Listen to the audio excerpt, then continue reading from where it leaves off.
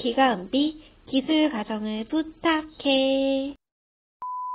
저작권과 초상권을 지켜주세요.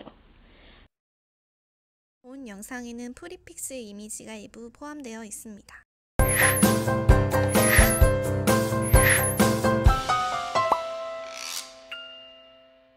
기술 가정 수업, 저출산 고령사회와 일가정 양립, 저출산 고령사회와 가족 친화 문화.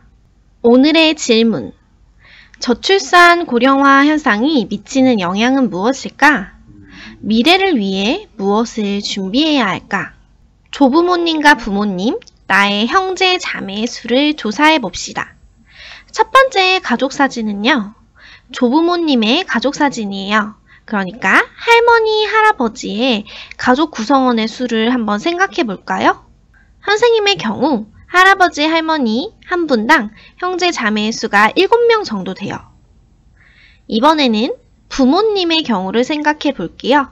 선생님의 부모님의 경우 각자 형제 자매가 4명씩 있어요. 이번에는 세 번째 사진인데요. 여러분의 경우 형제 자매가 몇 명이 있나요? 선생님은 선생님을 포함해서 2명 정도 있어요. 가족 사진만 봐도 인구 구성이 어떻게 바뀌고 있는지 눈에 보이는데요. 그러면 30년 후에 여러분의 가족의 숫자는 어떻게 될까요? 이 사진 속 변화를 보니 확실한 것은 줄어들 것이라는 거예요. 저출산 현상의 영향과 극복. 오늘 알아볼 사회현상 중에서 먼저 저출산 현상에 대해서 알아보도록 할게요. 저출산은 말 그대로 아기가 적게 태어나는 거예요. 시대와 사회의 변화에 따라 인구의 규모와 구조는 변화하고 있습니다. 우선 예전에 농업을 중심으로 하던 농업사회에서 공장 그리고 서비스업 중심의 사회로 바뀌면서 필요한 가족 숫자가 줄었어요. 그리고 젊은이들이 도시로 이동하기도 했죠. 그러면서 더 이상 자식을 많이 낳지 않게 되었습니다. 이런 변화는 사회와 경제에 영향을 미치게 됩니다. 또한 우리나라뿐만 아니라 저출산 현상으로 인한 인구 규모의 축소는 전 세계 국가들이 직면한 문제예요. OECD 회원국의 합계 출산율, 그러니까 한 여자가 임신이 가능한 기간 동안 낳을 것으로 기대되는 평균 아기의 수를 보면 OECD 평균이 1.63명이에요. 그러니까 부부 2명이 보통 아이 1명에서 2명 정도 낳게 된다는 거죠. 그 중에서도 2018년에 우리나라는 0.98명을 기록했어요. 엄청 낮은 숫자죠. 그러니까 둘이 결혼을 하게 되면 아이 1명도 채 낳지 않을 수 있다는 거예요. 그러면 자연스럽게 시간이 지나면 2명은 죽고 1명만 남게 되겠죠. 계속해서 2019년도 자료를 볼게요. 그래프만 봐도 아기가 태어나는 출산율이 점점 줄어드는 것으로 보이죠? 우리나라의 경우 인구가 감소하기 시작한 시점을 지나서 더 늦게 결정된 출산 장려 정책 때문에 더욱 이러한 현상이 심각해졌습니다. 2019년 자료를 바탕으로 2020년에 잠정적으로 기대되었던 합계 출산율은 무려 0.84명이에요. 더 줄었죠? 이렇게 이미 줄어든 출산율을 다시 증가시키는 것은 매우 어려운 일이 되었습니다. 아기를 더 이상 낳지 않으려고 하는 거죠. 그러면 아이를 낳지 않으려는 이유는 무엇일까요? 우선 젊은 세대 기준으로 살펴보면 청년의 일자리 부족과 고용 불안정이 있습니다. 일단 일을 못하니까 돈이 없죠. 그리고 주택값이 올라가면서 주택을 마련하기 위해서, 그러니까 결혼하기 위한 비용도 증가하였고요. 자녀를 낳아서 양육하고 교육을 하는 데 들어가는 돈이 많아졌습니다. 학원비도 요즘 엄청 비싸죠.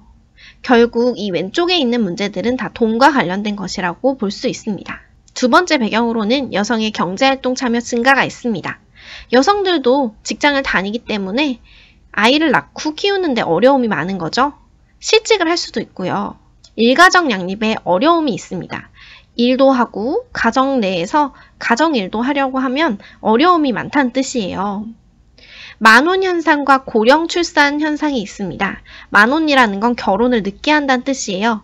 결혼을 늦게 하다 보니까 임신이 또 잘 안 되고요. 고령 출산, 나이가 든 산모가 아이를 낳는 것이 굉장히 부담스러워진 거죠. 결혼과 출산에 대한 가치관 변화도 나타났습니다. 더 이상 결혼도 그리고 아이를 낳는 것도 필수가 아닌 선택이라고 사람들이 생각하기 때문이죠. 이런 것들은 사회적 문화적 배경이라고 할 수 있겠죠. 그 결과 저출산 현상이 심해지고 있는 것입니다. 그러면 아이를 낳는 출산 정책의 변화는 어떻게 나타나는지 살펴보도록 할게요. 순서대로 1970년대, 80년대, 90년대를 한번 살펴볼게요. 이때는 아이들이 많이 태어났기 때문에 출산 억제 정책을 하던 시기였어요. 아이를 낳는 거를 줄이려고 했던 거죠. 포스터를 보면 딸, 아들 구별 말고 둘만 낳아 잘 기르자 라고 적혀있죠? 1970년대는 산업화가 막 일어나면서 활발하게 돈을 벌어들이던 시기였어요. 그래서 오히려 이렇게 자식을 많이 낳으면 혜택을 주지 않았죠. 베이비 붐, 그러니까 한꺼번에 아이들이 많이 태어난 세대들이 태어난 시기로 오히려 한 명 낳는 집, 1인 자녀 가족에게 각종 혜택을 주었습니다. 이런 캠페인 결과 평균적으로 4.54명이었던 출산율이 2.65명으로 줄어들었어요. 1980년대 포스터를 볼까요? 둘도 많다. 2명도 많다고 홍보하였기 때문에 한 명만 낳으라는 뜻이었죠. 그 결과 사람들의 선택은? 맞아요. 남자와 여자 중에서는 남자 아기를 선호하게 되었어요. 딸은 싫어했죠. 대를 이어야 한다는 생각이 있었기 때문이에요. 이렇게 딸은 가지려고 하지 않고 아들만 낳으려고 하다 보니까 남아 선호 사상으로 인해서 성비 불균형이 초래되었습니다. 남자의 인원이 훨씬 많아졌죠. 어쨌든 캠페인의 결과 2.83명이던 출산율이 1.55명까지 줄어들었습니다. 1990년대에 볼까요? 이때는 아들 하나 때문에 이런 포스터가 나왔는데요. 아들만 낳다 보니까 성비 불균형이 초래되어가지고 사회적 문제가 나타났죠. 그래서 이 고추 안에 있는 사람들의 모습이 보이죠? 사회적 문제를 나타낸 거예요. 어쨌든 90년대쯤으로 접어드니 평균적으로 1.78명이던 출산율이 1.42명까지 떨어졌습니다. 출산율이 아주 많이 떨어진 시기라고 볼 수 있어요. 이번엔 2000년에서 2005년 사이를 살펴보도록 할게요. 이때는 본격적으로 출산 장려 정책을 펼친 시기입니다. 2000년부터 우리나라는 고령화 사회에 접어들었고 이런 포스터가 나오기 시작했습니다. 하나는 외롭습니다. 자녀에게 가장 좋은 선물은 동생입니다. 그러니까 2명 이상 낳으라는 뜻이겠죠. 2004년부터 본격적으로 출산 장려 정책으로 바뀌었고 32조 원을 집중 투자해서 저출산 극복 5개년 기본 계획을 발표했습니다. 그러니까 이때부터는 아이를 낳게 하려고 계획을 세우고 추진을 했다는 거죠. 마찬가지로 2006년에서 2010년을 살펴봅시다. 포스터 제목을 볼까요? 자녀에게 가장 큰 선물은 동생입니다. 앞부분과 비슷하죠? 이때 제1차 저출산 고령사회 기본 계획이 실시되었고 자녀의 양육과 보육을 위한 대책들을 마련해 주었습니다. 한참 심각하게 대두된 문제로서 저출산으로 인한 인구 절벽 현상이 나타났는데요. 절벽을 생각해 볼까요? 뚝 떨어지잖아요. 아기가 떨어지고 있는 게 보이시죠? 이때 출산율은 1.12명, 1.25명, 1.19명, 1.15명. 그러니까 점차 2명이 결혼해서 1명 정도밖에 낳지 않는 세상으로 접어든 거였어요. 이렇게 되면 무슨 문제가 발생하냐면 생산 가능 인구, 그러니까 사회의 생산에 참여할 수 있는 15세에서 64세 젊은 연령층의 비율이 급속히 줄어들게 됩니다. 그리고 이런 뚝 떨어지는 현상을 인구 절벽 현상이라고 하고요. 결국에는 태어나는 인구가 줄어들다 보니까 인원수가 결국 줄게 되는 것이죠. 또한 소비를 가장 많이 하게 되는 40대 중후반 인구가 줄어들게 돼서 대대적으로 소비 위축 현상, 그러니까 돈을 안 쓰는 현상이 발생해서 소비 절벽이라고도 부르게 되었습니다. 특히 이때부터 저출산이라는 문제가 매우 심각해지기 시작했죠. 이번에는 순서대로 2011년에서 2015년입니다. 제2차 저출산 고령사회 기본 계획이 실시된 시기고요. 출산과 양육에 유리한 환경을 조성하는 것뿐만 아니라 일과 가정을 둘 다 동시에 하는 맞벌이를 지원하는 사회적 정책을 만들어 갔던 시기예요. 이어서 2016년에서 2020년을 살펴볼게요. 이때는 제3차 저출산 고령사회 기본 계획이 실시되었고 만원과 비혼 대책을 강화하려고 했습니다. 만혼이라는 것은 나이가 차서, 그러니까 늦게 결혼하는 현상이고, 비혼은 결혼하지 않는 현상이죠. 이런 분위기가 생기니까 아기를 가지려는 부부들이 줄어들어서 이런 분위기 자체를 조금 완화할 수 있는 정책들을 만들어 가려고 했어요. 그리고 임신, 출산뿐만 아니라 의료비 차원에서도 지원을 많이 해주려고 했습니다. 그리고 최근에 발표되었던 제4차 저출산 고령사회 기본 계획을 한번 볼게요. 2021년에서 2025년까지 해당이 되겠죠. 여기 영아 수당이라는 글자가 보이나요? 이런 수당들이 더 붙게 되는데 변화한 내용들을 좀 더 살펴보면요. 시도별로 정책이 조금씩 다르지만 2025년 세종시에서 아이를 낳는다면 일단 초기 육아 비용으로 300만 원이 나옵니다. 임신 시 100만 원, 출산 시 200만 원을 지급하기 때문이고요. 그리고 영아 수당이 50만 원 나오고요. 그것과 별개로 아동 수당이 10만 원, 그리고 지자체에서 장려금으로 120만 원을 제공하기 때문에 480만 원을 받을 수 있게 돼요. 이런 식으로 조금 더 지원을 확대하려는 사회 계획이 나오고 있습니다. 저출산 5개년 계획 말고 2017년에서 2022년 국정운영 5개년 계획을 통해서 어떤 것들이 실제로 실시됐는지 한번 볼게요. 이 기간 동안 정부는 요람에서 무덤까지 내 삶을 책임지는 국가라는 것을 모토로 이렇게 연령층별로 지원을 하려고 했습니다. 특히 저출산과 관련해서는 영유아와 신혼부부에게 실시했던 정책을 보면 되는데요. 영유아를 먼저 보면은 2018년에 아동수당을 월 10만 원 주는 것이 도입된 게 보이죠. 그거 외에도 누리과정을 전액 지원해주는 어린이집 지원 금액도 생겼고요. 그리고 신혼부부는 2017년부터 난임시술비 건강보험이 적용되기 시작했는데요. 만혼, 그러니까 늦게 결혼하는 부부들이 많아지다 보니까 난임, 그러니까 임신이 안 되는 현상이 나타나는 거죠. 그래서 이 부분 비용에 대해서 치료 비용을 건강보험을 적용해주는 정책이 나오기도 했습니다. 이런 식으로 시대에 맞는 계획들이 조금씩 나오고 있어요. 아까 생산 가능 인구에 대해서 잠시 언급했는데요. 우리나라의 생산 가능 인구 변화 추이를 한번 볼게요. 뚝 떨어지고 있는 거 보이시죠? 굴러 떨어졌네요. 이런 추세가 유지된다면 2100년에는 현재 인구의 3분의 1 수준인 1600만 명 수준으로 감소하게 되고 2800년에는 0명이 될 것으로 예상이 됩니다. 아이를 적게 낳으면 미래 세대가 줄어들고 결국 사람들이 사라지는 거죠.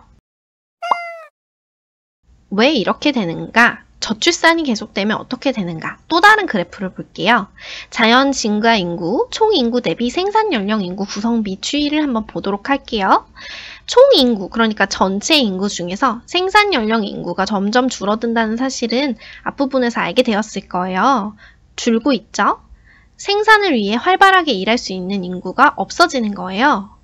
그리고 또한 자연 증가 인구도 마이너스 세로 들어서게 되는데 자연 증가 인구는 출생자 수와 사망자의 수를 비교하게 됩니다. 이때 출생자보다 사망자의 숫자가 많아지면 마이너스가 되겠죠. 결국 전체 인구는 줄게 되고요. 이렇게 되면 인구 성장, 그러니까 점점 성장해 가고 늘어나는 것들은 줄어들고요. 생산 가능 인구가 감소하게 되고 인구 절벽 현상에 직면하게 됩니다. 그 결과 사회의 생산성 자체가 저하되고요. 소비 인구, 이걸 사서 사용하려는 돈을 쓰는 인구가 감소하게 되면서 경제는 불황에 빠지게 됩니다. 경제에 불황이 오면 국가 경쟁력 역시 약화가 되겠죠. 저출산이 또한 계속되면 이 그림처럼 될 수 있습니다. 위에 노인이 어린이보다 훨씬 많죠? 보통 뒤에 세대가 앞에 세대를 부양하고 모시게 되잖아요? 부양 인구가 늘어나서 사회복지에 들어가는 비용이 증가합니다. 노인들은 도움이 필요하죠. 그런데 이 두 명이 위의 세대를 다 모셔야 해요. 그 결과 부모 세대의 노후도 불안해지기 마련입니다. 더 이상 자식이 자기를 부양하는 것을 기대할 수가 없게 되는 거죠. 그럼 저출산의 위기를 극복하기 위해서는 어떻게 해야 할까요? 개인과 가족은 배려와 소통을 바탕으로 해서 가족 친화 문화를 조성하려는 노력을 기울여야 합니다. 내부적으로도 서로 소통하고 도와줘야 한다는 거죠. 그리고 국가와 사회는 무엇보다 저출산 현상을 극복한 다른 나라 사례 분석은 물론이고 우리나라의 상황에 맞는 저출산 정책을 제때 수립하고 실천해 가야 합니다. 이번엔 극복 대책을 기간에 따라 장기적 관점, 단기적 관점으로 나눠서 생각해 볼게요. 길게 봤을 때는 청년의 일자리를 만들어 주어야 합니다. 돈이 없어서 결혼을 못하겠다잖아요. 그리고 신혼부부 주거 안정 대책도 필요합니다. 집이 있으면 결혼하기가 쉽겠죠. 양성평등 문화를 조성해 가야 합니다. 한쪽 성에 쏠린 집안일, 그리고 보육, 양육의 경우에는 견디기가 어렵겠죠. 기업에 가족 친화 문화 조성이 필요합니다. 기업에서 아이를 낳으면 자른다, 혹은 아이를 낳았을 때 불이익이 있다. 그런 경우는 출산율을 높이기엔 어렵겠죠? 그래서 기업이 협조해서 육아휴직, 출산휴가 등을 지원해야겠죠. 결론적으로 장기적 관점은 그런 분위기, 문화, 환경을 조성해가는 대책이라고 생각하시면 돼요. 반대로 단기적으로는 임신, 출산, 의료비 이런 부담들을 해소해 주어야 합니다. 또한 보육시설을 확충해서 아이를 키우기 좋게 해줘야 하고요.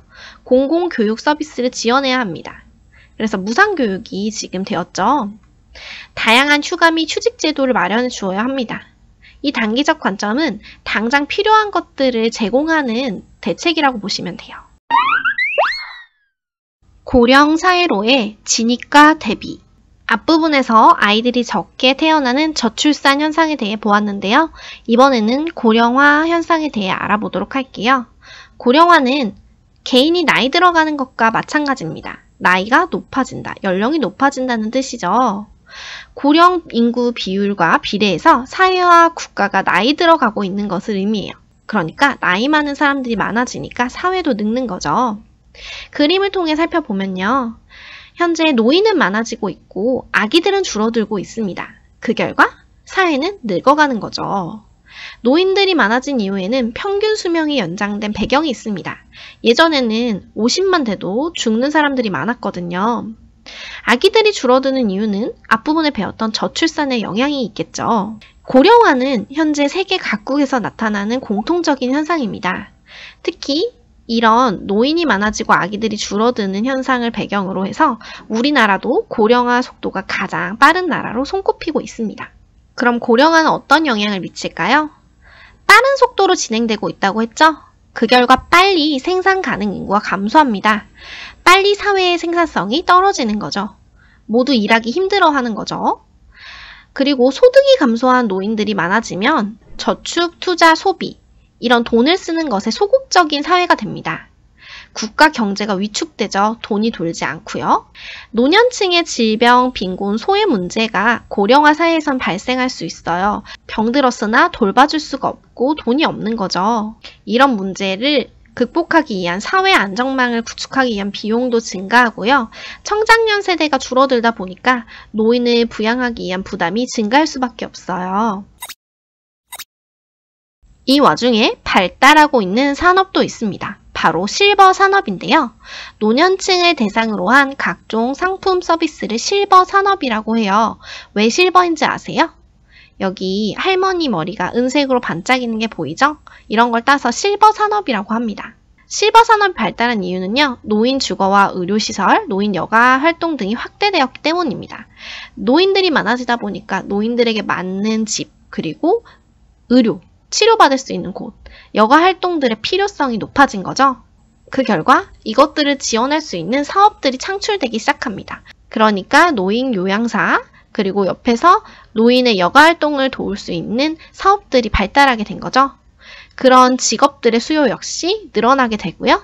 일자리도 이 부분에서 창출될 수 있겠죠. 우리나라 고령화 문제의 심각성을 다른 자료를 통해 살펴볼게요. 이 그래프를 보면요. 65세 이상 인구 비중이 어떻게 바뀌고 있는지 나타나 있습니다. 보통 노인 인구의 비율이 7%가 넘으면 고령화 사회라고 하는데요. 우리나라는 2000년을 넘었고요. 그리고 노인 인구가 14%가 넘으면 고령 사회라고 하는데 우리나라는 2018년에 고령 사회가 되었습니다. 그리고 아직 되지 않은 초고령 사회는요. 노인 인구 비중이 20%가 넘으면 초고령 사회라고 붙여지게 되는데 2025년쯤 초고령 사회에 접어들 것으로 전망되고 있습니다. 20%면요. 5명 중에 1명이 노인이란 뜻이에요. 굉장히 많죠? 그리고 무려 2050년에는 65세 이상 인구 비중이 39.8%, 거의 40%가 된다는 걸 알 수 있어요. 그러면 이번엔 5명 중에 2명이 노인이 된다는 것을 알 수 있죠? 이런 문제가 우리나라에서 심각한 이유는요. 고령화 속도를 비교해보면 알 수 있어요. 프랑스와 같은 유럽 국가는 고령화 사회에서 고령 사회가 되는데 걸린 기간이 115년, 그리고 초고령 사회까지의 기간이 40년으로 넉넉하게 대비 기간이 있었어요. 하지만 우리나라를 보면은 19년 7년으로 매우 짧죠. 그러니까 순식간에 사회가 늙어버리는 상황이라는 거예요. 그럼 이런 심각한 고령 사회에 대비하기 위해서 개인과 사회가 해야 하는 것들을 한번 볼게요. 개인적 그리고 사회적으로 나눠서 살펴보겠습니다. 개인적으로는 스스로 자립 의지를 갖고 노후를 준비해야 합니다. 이제 자식이 나의 미래를 책임져 주지 못해요. 그리고 사회 공헌 활동을 유지해야 합니다. 사회에 기여할 수 있는 사람으로 계속해서 살아가려고 노력해야 하는 거죠. 평생학습 사회에 적응해야 합니다. 이제 평생 직업은 없다고 하잖아요. 계속해서 공부를 해서 이 직업 다음에 나이가 들어서도 할 수 있는 활동을 생각해 봐야 하는 거죠. 그러기 위해서 평생학습은 당연히 필수가 된 것이고요. 또한 배려와 소통으로 세대 간 조화를 이루어야 합니다. 사회적으로는 생애 설계를 위한 교육을 실시해 주어야 합니다. 계속해서 변화하는 사회에 적응할 수 있도록 여러 가지 교육을 맞춰서 실시해 줘야 하는 거죠. 또한 노인의 경우 신체가 약해지는 특성이 있는데 노인 전문 의료시설을 확충해서 이런 것들을 보조해 주어야 합니다. 노인 학대 예방 시스템을 강화해야 합니다. 아이들만 맞는 시대가 아니라 집에 방치된 노인들 역시 학대되는 시대가 되었어요. 고령자의 재취업 기회 확대 및 정년 연장 제도를 마련하는 것이 필요합니다. 일찍 은퇴하면 돈을 못 벌잖아요. 그러면 빈곤층으로 전락할 수도 있습니다. 그래서 다시 취업할 수 있는 기회, 그런 분야를 만들어 줘야 하고 정년, 그러니까 은퇴하는 나이를 연장해서 좀 더 오래 일할 수 있도록 도와줘야 합니다. 그럼 다른 나라는 고령사회에 어떻게 대비하고 친화적인 정책을 펼치고 있는지 볼게요. 중국의 경우는요, 두 자녀 정책을 시행하고 있습니다. 아이를 2명 낳도록 지원을 해주는 거죠. 그리고 양로 서비스, 고령화 교육, 고령자 주택 등 나이 든 사람들을 지원해주기 위한 고령산업 발전 5개년 계획을 실천하고 있습니다. 우리나라도 앞에 저출산 5개년 기본 계획 같은 걸 세웠었죠. 비슷하게 고령자를 대상으로 5개년 계획을 만들어서 실천하고 있는 거죠. 그 다음으로 복지국가로 유명한 스웨덴을 보면요. 고령화에 따른 노동력 부족, 그러니까 생산 가능 인구가 줄어들면서 노동력이 부족해지죠. 이런 것들을 해결하기 위해서 여성 인력을 적극적으로 지원해서 활용하려고 하고 있습니다. 영국의 경우에도 고령화에 따른 노동력 부족 문제가 발생하였기 때문에 이걸 해결하기 위해서 숙련된 노동자를 이민할 수 있도록, 그러니까 이주민들을 받는 것을 허용하고 있어요. 일본의 경우는 의무 고용 기간을 65세로 연장했습니다. 그러니까 정년을 더 늦춰준 거죠. 66세 이상을 만약에 재고용할 때는 그 기업에 보조금을 주고요. 그리고 요양 로봇을 개발하는 것을 지원하고 있어요. 젊은 세대들이 직접 집에서 노인들을 돌보는 것이 힘들죠. 그래서 요양 로봇을 만들어서 지원하려는 것입니다. 독일의 경우에는 기술적 해결을 많이 보려고 하는데요. 고령자의 독립생활을 지원하는 기술과 맞춤형 의료 등 실버 산업 투자를 통한 150만 개의 일자리를 창출하는 동시에 고령자를 지원하려고 하고 있습니다. 생활 속 창의 융합, 로봇, 노인의 나라를 구하라. 앞부분에서 로봇도 고령화 현상 극복에 활용되고 있다고 했잖아요. 이 사파를 한번 볼게요. 무슨 의미일까요? 사람이 없어요. 맞아요. 생산 가능 인구가 줄어들었으니까요. 그래서 로봇으로 대체를 하려고 하는 거죠. 이렇게 인구 고령화에 따라 감소한 생산 인구를 대신하고 노인들을 위한 복지를 위해서 로봇 산업이 크게 주목받고 있습니다. 사람들이 못하는 일을 로봇에게 시키려고 하는 거죠. 이런 로봇들은 치매 환자 돌보기, 노인들의 대화 상대로 사용되며 또 집안일을 대신 도와주기도 합니다. 그런 로봇들의 예시를 몇 가지 살펴볼게요. 먼저 우리나라의 노인 돌봄 로봇 실벗입니다. 실버의 벗, 친구라는 뜻이죠. 이렇게 생겼어요. 몸통에 있는 카메라와 센서, 그리고 환자가 착용하는 스마트 밴드를 사용해서 환자의 상태를 파악할 수 있습니다. 요즘 스마트 밴드를 끼면 건강 상태가 측정이 되죠. 실벗은 환자의 감정이 불안하다고 판단되면 정서 안정에 좋은 음악을 틀거나 명상을 도와주려고 합니다. 또한 환자의 증세가 급속히 악화되면 바로 보호자나 병원 등에 알리는 기능이 있고요. 이 모든 기록들은 저장돼서 빅데이터로 활용이 됩니다. 일본의 사례로는 일본의 로봇 슈트 HAL, 할이 있습니다. 이렇게 생겼어요. 사용자의 동작을 예측하고 노인이나 보행 장애를 가진 사람을 돕는 기능을 합니다. 말 그대로 수트처럼 착용하면 되는 것이죠. 이건 영화 속에 나오는 로봇 수트와 비슷한데요. 이 할을 착용하면 수십 킬로그램의 무게를 들 수 있게 됩니다. 그래서 공항과 같이 짐을 많이 옮겨야 되는 장소에서도 사용이 된다고 합니다. 이번에는 미국의 사례예요. 미국의 강아지형 애완 로봇입니다. 걷기, 뛰기, 눕기, 구르기 등 실제 강아지와 유사한 동작이 가능하고요. 인공지능 시스템과 적외선 시각 센서, 음성 센서로 장애물과 소리 등 주변 환경에 스스로 반응하게 됩니다. 그래서 케어는 좀 덜 필요하면서 노인들을 즐겁게 해줄 수 있는 애완 로봇도 나오고 있는 것이죠.